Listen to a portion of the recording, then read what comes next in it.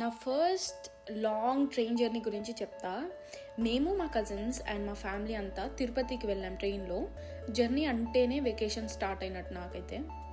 Full pre plan operation. అమ్మమ్మ ఒక 2 days ముందుగా స్నాక్స్ ప్రిపేర్ చేసి ప్యాక్ చేసి ట్రైన్లో ఎక్కువగా తినడం మంచిది కాదు అని క్లియర్ వార్నింగ్ ఇచ్చేసేవాళ్ళు.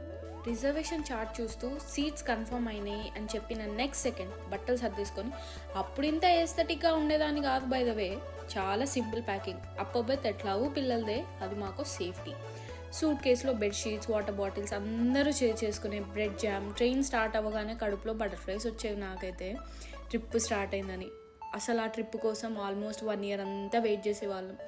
కిడ్స్ అందరూ విండో సీట్ దగ్గర సీట్ కోసం ఎంత ఫైట్ చేసినా ఆబ్వియస్లీ ఓడిపోయేవాళ్ళం. తాత సైలెంట్గా న్యూస్ పేపర్ ఓపెన్ చేసి మాకందరికీ ఒక D&D లుక్ ఇచ్చేది.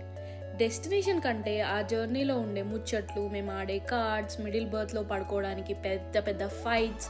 ఇప్పుడు ఎన్ని ఫ్లైట్స్ ఎక్కినా, ఎక్స్ప్రెస్ బస్లో వెళ్ళినా ఆ చిన్నప్పటి ట్రైన్ జర్నీ మ్యాజిక్ హార్ట్లో నాటుకుపోయింది నాకైతే. మీకు గుర్తున్న ఫేవరెట్ ట్రైన్ జర్నీ మెమరీ ఏంటో నాకు కమెంట్స్లో చెప్పండి. ఇట్లు మీ అభి.